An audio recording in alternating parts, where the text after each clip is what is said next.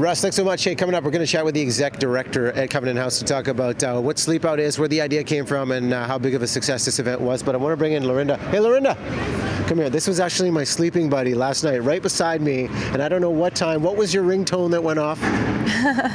The Dog Days Are Over by Florence and the Machine. She kept the jams going for us all night long. I wasn't snoring, was I? You weren't snoring, but I feel like you probably got the best sleep care. You think so? I think so. I was tossing and turning all night long. You seem to be in the same position every time I looked. I'm just a good actor. I'm a good actor. Lorinda, thanks for doing it. We're going to take a break. More to come here on Breakfast Television from the Covenant House right here in the city.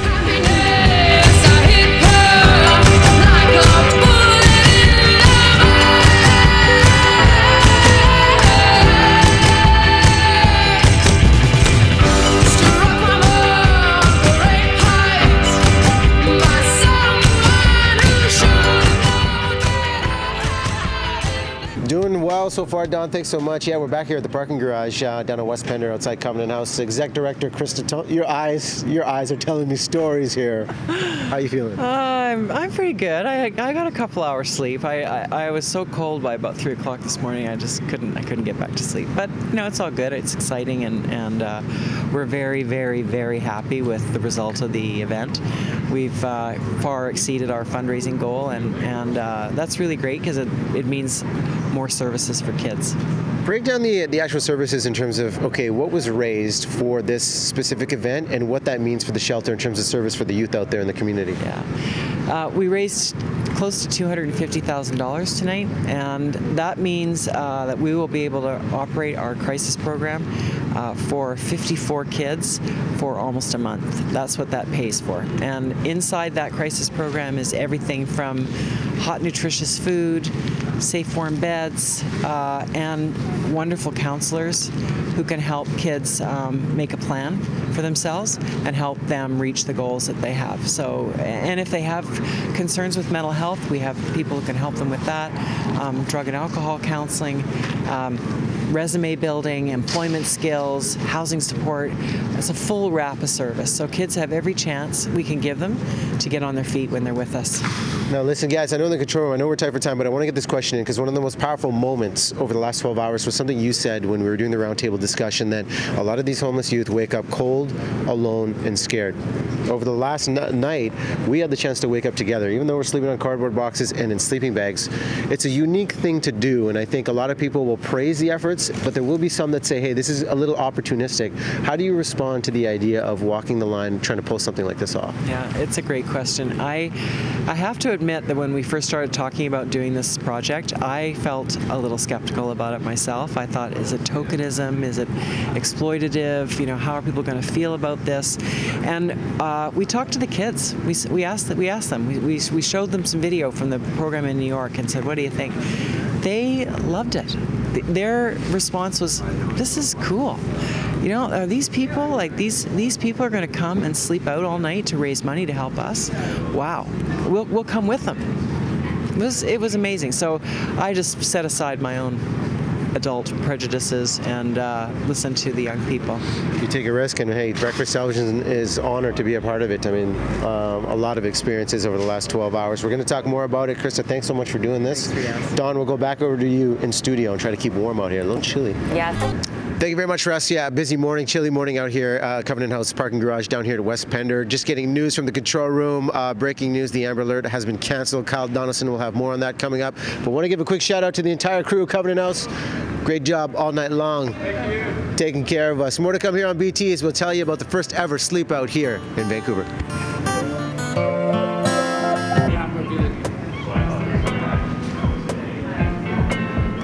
Coming up on 7 a.m. here on Breakfast Television, a different way to wake up. We're here inside the parking garage here at the backside of Covenant House here on West Pender. And here's the setup. First ever sleep out for Covenant House, an interesting experiment. 23 participants took part in it, Breakfast Television included. And here it is, a cardboard box, and we were fortunate enough to be given a sleeping bag. This is all about raising awareness and funds for at-risk youth. a massive success this event was, raising the upwards of $250,000. The stories are powerful, and I tell you what, coming up in the 7 o'clock hour, we're going to share some of those stories from the people that participated and hear more about the impact on the youth that will benefit from this very special event. Right now, we'll go back over to the BT studios. Top news stories of the day. Yeah, I don't even want to see that Twilight clip. I'll watch it on playback later, maybe. Let's talk about this man right here, Mark Betteridge, who's done amazing work with Covenant House over the years. Great to see you. We were all a part of the experience inside this parking garage last night. Tell me about this idea. I mean, you've been a part of the leadership. What did you think about a sleepout happening to raise awareness for Covenant House? I think it's an amazing event. I was very nervous about doing this. I haven't slept out on the street too many times, and so I wanted to know what it was like. But for the kids, for the issue, I think this is a fabulous event. It's gone extremely well. We've raised a lot of money, and everybody who left here said we want to do this again and we want to do it bigger. First ever sleep out for the Covenant House here in Vancouver, which is a big deal. $250,000 raised with matching donations included. Now, the interesting thing with you is you were a part of the founding board for Covenant House here in this city. How far has Covenant House come for reaching out to the at-risk youth and helping eradicate the homelessness issue? Well, when I was asked to get involved, and that was by Covenant House in Toronto, the first board was set up in 1996. It was just an advisory board at that time. We had no buildings. We had a little bit of money coming from Toronto and New York. We used to meet in a little office in the back of CIBC Bank on Granville Street and slowly put the whole thing together. And obviously we had no kids to look after. Now it's well over 2,000 kids a year benefit, and as far as I know, it's the most effective solution for street kids in the city of Vancouver now.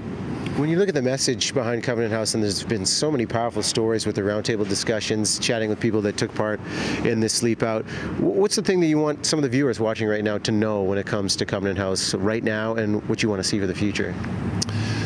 Well, the things I'm really proud about for Covenant House, firstly, nearly all of the money that it spends, it raises privately. I may not be right up to date because I've been off the board now for 4 years, but probably around 50,000 individual donations every year. So nearly all the money comes from people who give $10, $50, small amounts of money, and the government isn't asked to back that up. The second thing is it's very effective. If you talk to the people who work here, they're all passionate, whether they're volunteers, whether they're paid to be here. They love being here. They love their work. That's all they want to do. And then when you get to talk to the kids and you realize just little things in life that can hurt you and put you on the street, and the phrase of, there but for the grace of God is absolutely true. And we sit there, whether you're board members or employees, and you think, I'm lucky to be sitting here. I'm lucky to have the life I do. It wakes you up. Definitely an eye-opening experience in breakfast television. Grateful to be a part of it. Mark, thanks for doing this. Thank you, sir. All right. And this man's going to work, too. He is a trooper. The day continues. Guys, we'll go back over to the studio. Don and Kyle standing by. Well, good morning. Yeah, it is quite cold out here, and we're just hanging outside the parking garage here at the back of Covenant House on West Pender.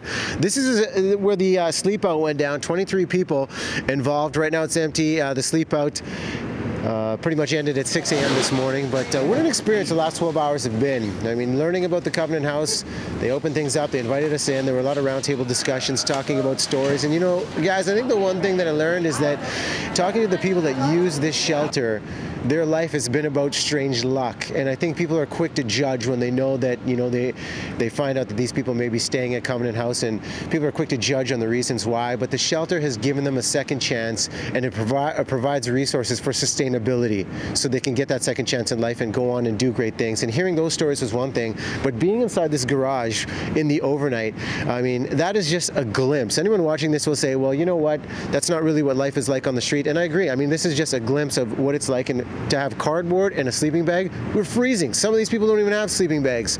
And around maybe 1:43 a.m., we could really start to feel the cold. My body was woken up.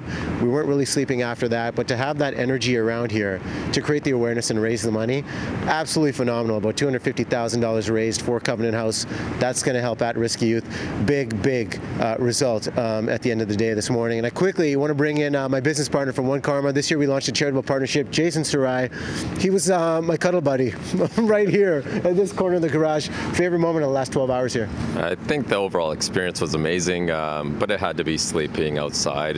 You don't truly understand something until you experience it. And we got a glimpse of what it's like to be homeless, and it's a totally different understanding of what it's like for these people that do this on a daily basis. Totally. To be in it is totally different. I tell you what, Covenant House is a great cause, guys, and this was the first ever Covenant House sleep out here in Vancouver, and I'm pretty sure it's not going to be the last once people find out about it. Great support from the entire community, news outlets all across the Lower Mainland. And kudos to you, Riaz, and everyone who took part in that. Huge props for you guys. That's obviously a very hard thing to do. It's a hard life lesson, but unfortunately it is the reality for a lot of people out there on the streets. Riaz, have a good weekend. We'll see you on Monday.